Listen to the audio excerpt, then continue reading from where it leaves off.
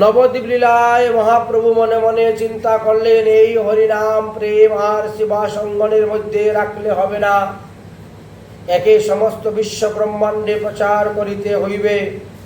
অতএব আমার অনুগত ভক্তজনকে দিয়েই প্রচার করাতে হবে।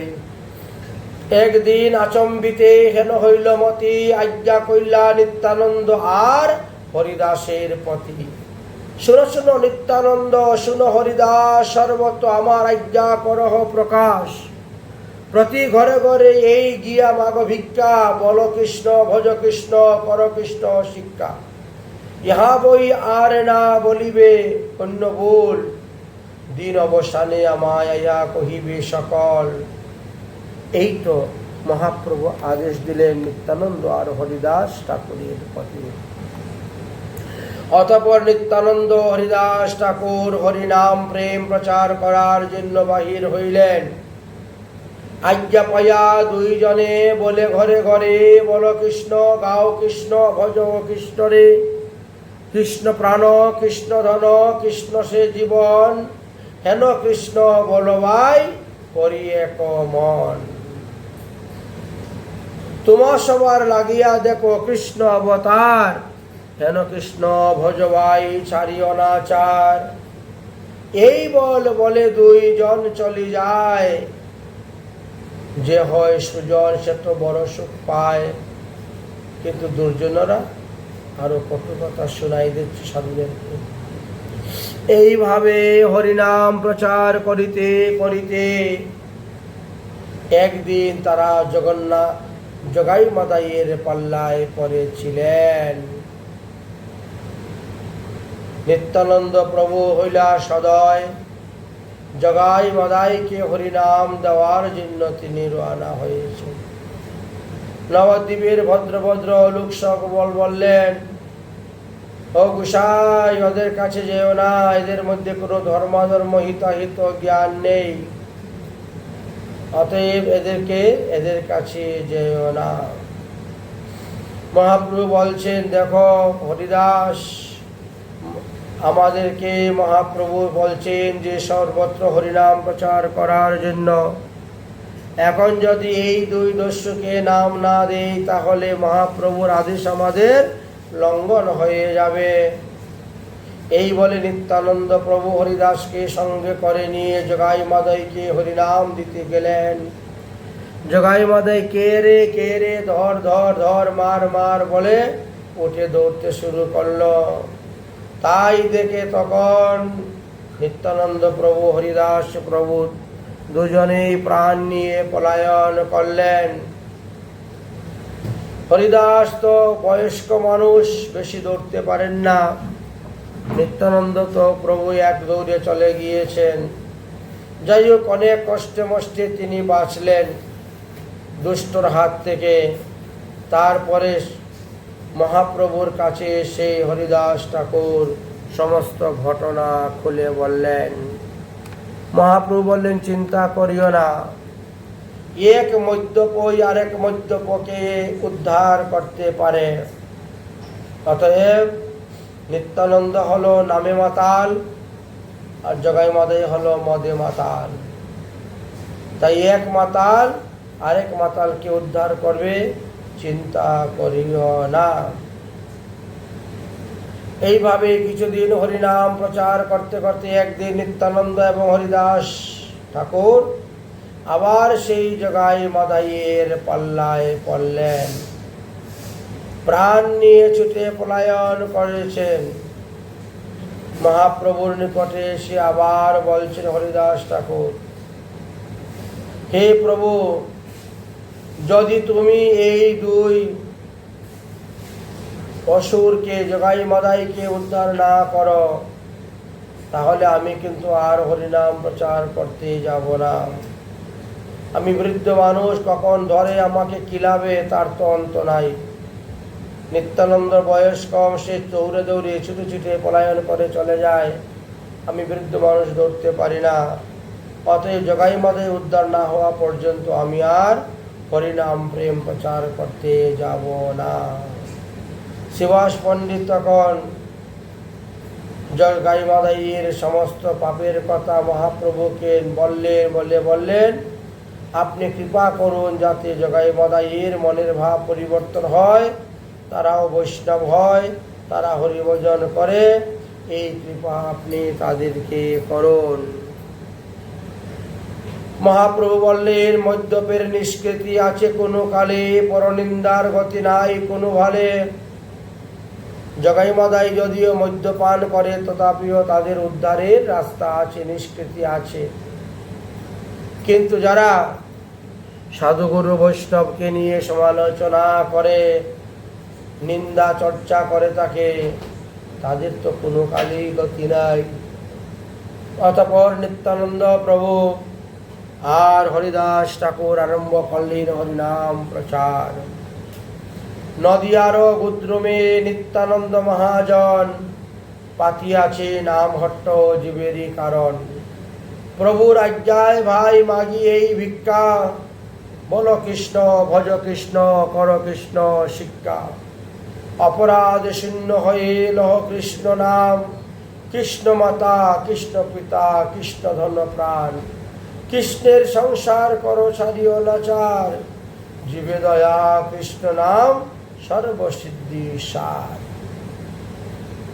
এই তো সুসিদ্ধান্তের কথা জগতে প্রচার করে গেলেন। শিবাস পণ্ডিত তখন জগাই মাদাইয়ের সমস্ত পাপের কথা মহাপ্রভুর নিকটে বললেন এবং এই দুই দস্যুকে উদ্ধার করার জন্য মহাপ্রভুর চরণে প্রার্থনা করলেন।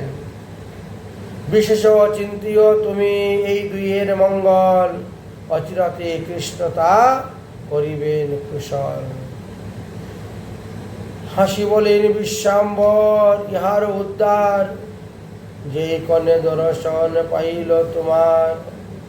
অতএব একদিকে নিশাভাগে নিত্যানন্দ প্রভু, একদিন নিশাভাগে নিত্যানন্দ প্রভু সদল বলে হরিনাম করিতে করিতে জগাই মাদাইরা যেখানে থাকেন সেই দিকে গিয়ে উপস্থিত হয়েছেন। নিত্যানন্দ প্রভু জগাই মাদাইকে হরিনাম করার জন্য উপদেশ করিতেছেন। অরে মাদাই হরিনাম কর, অরে জগাই হরিনাম কর। এই কথা শ্রবণ করিয়া মাদাই অত্যন্ত কুপিত হয়ে গেলেন।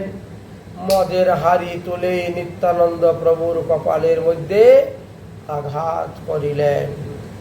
এতে কপালটা কেটে গেল, তার থেকে ঝরঝর করে রক্ত পড়তে শুরু হলো। আস্তে বেস্তে লোক সব গিয়া মহাপ্রভুরে কহিলা, সাঙ্গ পাঙ্গে তৎক্ষণাৎ মহাপ্রভু সেতায় আইলা।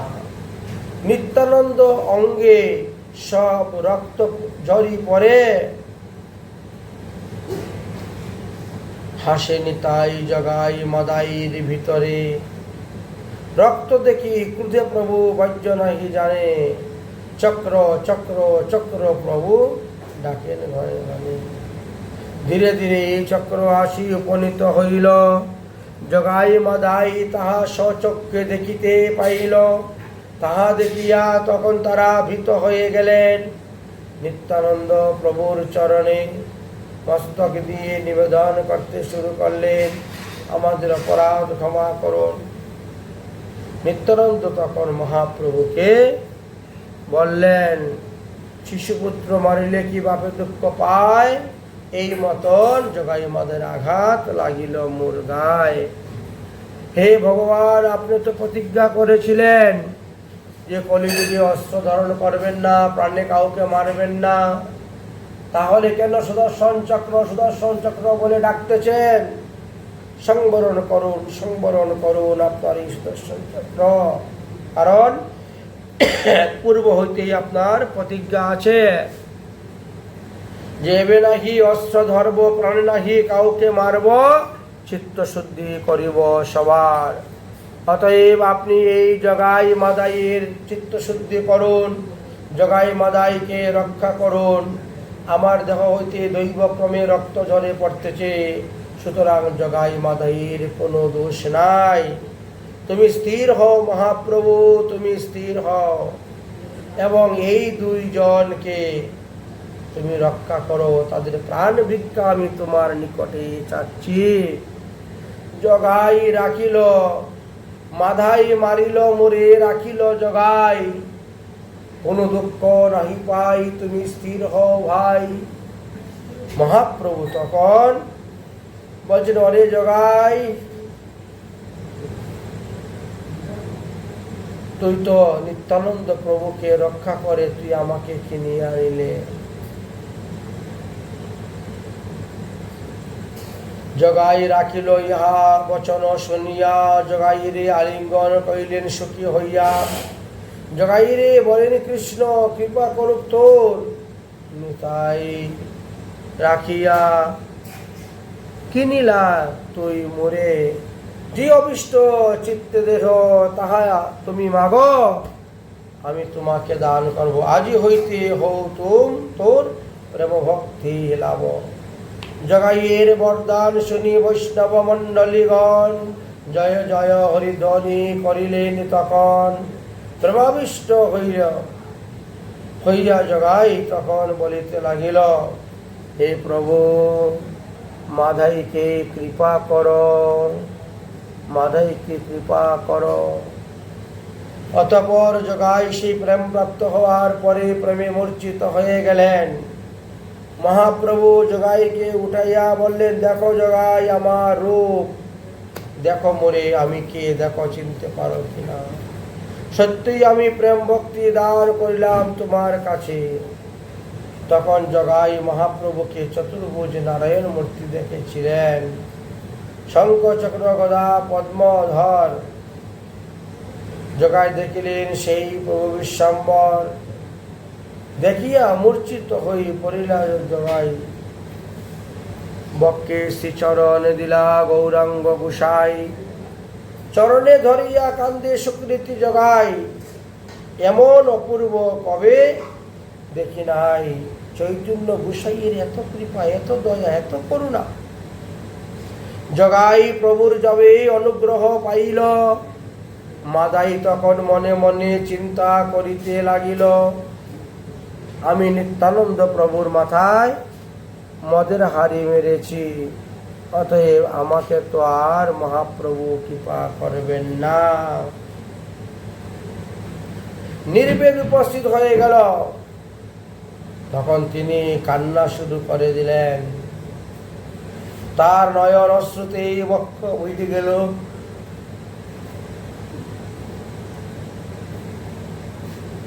দেখিয়া মূর্ছিত হইয়া পড়িল জগাই, বক্ষে চরণ দিল গৌরাঙ্গ গোসাই। চরণে ধরিয়া কান্দে সুকৃতি জগাই, এমন অপূর্ব চৈতন্য প্রভু দেখি নাই। জগাই প্রভুর যবে অনুগ্রহ কইল, মাদার চিত্ত তৎক্ষণাৎই নির্মল হইল। একজনকে দর্শন করে আর একজনের চিত্ত নির্মল হইল। প্রভুর চরণ ধরি মাদাই তখন কান্দিতে লাগিল, উদ্ধারের কারণ, আমাকে উদ্ধার করো, আমাকে উদ্ধার করো বলে মহাপ্রভুর চরণ ধরেছে। মহাপ্রভু বলেন, আমার চরণ ধরে লাভ নাই, তুমি তো আমার নিকটে অপরাধ করো নাই, তুমি অপরাধ করেছো নিত্যানন্দের নিকটে, অতএব তার চরণ ধরে তুমি ক্ষমা ভিক্ষা চাও। প্রভু বলে, তোর তার নাই দেখি ওই নিত্যানন্দ, অঙ্গে রক্তপাত কইলে তুই। মাদাই বলে, হে বৈষ্ণব চূড়ামণি, তুমি রোগ চিকিৎসক হইলে সুস্থ হইব আমি।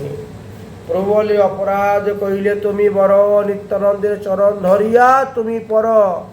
যদি নিত্যানন্দ তোমাকে ক্ষমা করে দেয় তাহলে আমি তোমাকে ক্ষমা করব, আরো নিতাই ক্ষমা না করলে আমি তোমাকে ক্ষমা করব না। যার চরণে হইবে যাহার অপরাধ, তার চরণে পরে ক্ষমা চাইলেই সে ক্ষমা হবে, নতুবা প্রেম ভক্তিতে বাদ।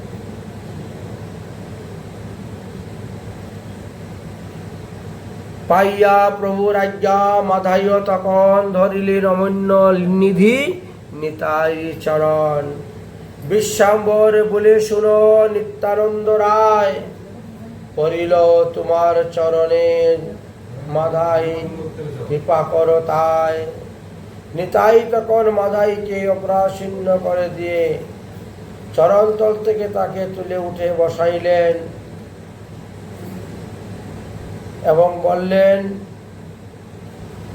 কোনো না কোনো জন্মে তোমার মধ্যে সুকৃতি ছিল, তাই এমন অবস্থায় তুমি ভজন করে আমাকে লাভ করেছ।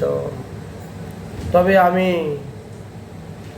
তোমার অপরাধ ক্ষমা করে দিলাম। বিশ্বাম্বর বলে, যদি কমিলা সকল মাদাইকে কোলদান করিয়া তাকে করহ সকল। মহাপ্রভুর আজ্ঞায় নিত্যানন্দ তখন মাদাইকে ধরে আলিঙ্গন করিলেন। মাদাইয়ের হইল সর্ববন্ধন মোচন, হেনমতে দুইজন পাইল মোচন। জগাই মাদাই দুইজনে স্তুতি করেন দুই প্রভুর ধরিয়া চরণ।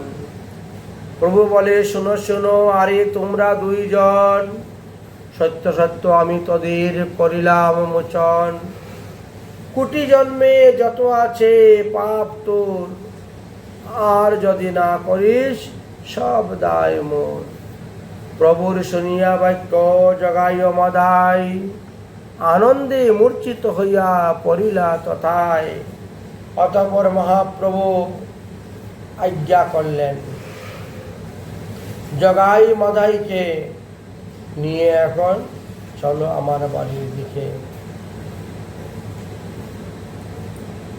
দরজা বন্ধ করে দিয়ে মহাপ্রভু জগাই মাদাইকে ব্রহ্মার দুর্লভ বস্তু প্রদান করিলেন। ব্রহ্মার দুর্লভ বস্তু আজি এই দুইয়েরে দিব, এই দুইয়েরে জগতেরই উত্তম করিব। যাই হোক, মহাপ্রভুর কৃপা পেয়ে গেলেন মহাপাপী জগাই মাদাই। মহাপ্রভুর নিকট হইতে প্রেম প্রাপ্ত হওয়ার পর জগাই মাদাই প্রভুকে স্তুতি ভক্তি করিতে চাইলেন। আর তৎক্ষণাৎ ওই মহাপ্রভুর আজ্ঞায় সরস্বতী দেবী এসে জগাই মাদাইয়ের জিহ্বাতে বসলেন। আর জগাই মাদাই প্রভুর অনেক স্তুতি প্রণতি ভক্তি করেছিলেন। প্রভু বলে, এই দুই মদ্যপ নহে আর, আজি হইতে এই দুইজন সেবক আমার। সবে মিলি অনুগ্রহ করো এই দুইয়েরে, জন্মে জন্মে আর যেন আমানা পাশরে। যেই রূপে যাহার ঠাই আছে অপরাধ, কমিলে দুইজনের প্রতি করহ প্রসাদ। অতএব প্রভু কৃপার আজ্ঞায় জগাই মাদাই সকল বৈষ্ণবের চরণ ধারণ করে ক্ষমা ভিক্ষা চাইতে লাগিলেন। সকল বৈষ্ণবের অধরামৃত গ্রহণ করতে লাগলেন, সকল বৈষ্ণবের সেবা করতে লাগলেন। অতঃপর জগাই মাদাই তারা কাটুয়াতে চলে আসেন। সেখানে গৃহ নির্মাণ করে অবস্থান করতেন। যত লোক এখানে গঙ্গা স্নান করতে যেতেন তাদের সেবা তিনি করতেন। সকল বৈষ্ণব তাহাকে আনন্দ পেয়ে আশীর্বাদ করতেন। সবার আশীর্বাদ তিনি শিরে ধরে নিতেন। প্রভু তাই মহাপ্রভু জগাই মাদাই উদ্ধারের লীলা সংক্ষেপে আমরা আস্বাদন করলাম। প্রভু বলে, উঠো উঠো জগাই মাদাই, হইলা তোমরা আমার দাস, আর চিন্তা নাই। মহাপ্রভু বললেন, জগাই মাদাই, আজ থেকে তোমরা দুই ভাই আমার দাস। অতএব আর তোমাদের নরকাদি যন্ত্রণা ভোগ করতে হবে না, সেই চিন্তা শেষ। জগাই মাদাই উদ্ধারের পর মহাপ্রভু সর্বভক্তদেরকে জিজ্ঞাসা করলেন, আচ্ছা আপনারা বললেন তো এখন আমাকে দেখতে কিরূপ দেখাচ্ছে, কিরকম লাগছে? অদ্বৈত প্রভু বলেন, শ্রী গোকুলচন্দ্র যেন একেবারে কালো কৃষ্ণ। কারণ মহাপ্রভু যখন জগাই মাদাইয়ের সমস্ত পাপ দেহের মধ্যে অঙ্গীকার করে নিয়েছিলেন, গ্রহণ করেছিলেন, তখনই বোঝা যাইতেছে যে জগাই মাধাইয়ের পাপ দুই মহাপ্রভুর শরীরে স্পর্শ করার কারণে মহাপ্রভুর শরীর কালো বর্ণ হয়ে গিয়েছে। তাই এই দুইজনের পাপ মহাপ্রভুর শরীরে প্রবেশ করে গেছে। অতঃপর মহাপ্রভু সবাইকে নিয়ে গঙ্গা স্নান করতে গেলেন। গঙ্গা স্নান করতে করতে জলকেলি করলেন, আনন্দে গঙ্গা স্নান করলেন। তখন বলছেন, ভক্তগণ দেখো তো এখন আমাকে কেমন লাগছে? বললেন, এখন গৌর বর্ণ আগের পূর্ব নিয়ে লাগছে। তাহলে গঙ্গা স্নান করাতে জগাই মাদাইয়ের যে পাপ আমার শরীরে ঢুকেছিল সেটা বেরিয়ে চলে গেছে। জগাই মাদাই সমর্পিলা সবার স্থানে, আপন গলার মালা দিল দুই জনে। গৃহে আসি মহাপ্রভু ধইলেন শ্রীচরণ, তুলসীকে করিলেন চরণ বন্দন। ভোজন করিতে প্রভু বসিলেন বিশ্বাম্বর, নৈবেদ্যের অন্ন আদি মায়ে পইলেন গোচর। শচী মাতা অন্ন আদি পরিবেশন করছেন, মহাপ্রভু সেবা গ্রহণ করছেন। সর্বভাগবতে করিয়া নিবেদন, অনন্ত ব্রহ্মাণ্ডে নাথ করিলা ভোজন। পরম সন্তোষে মহাপ্রভুরে পাইয়া, সুখ শুদ্ধি করিদারে বসিতে আসিয়া।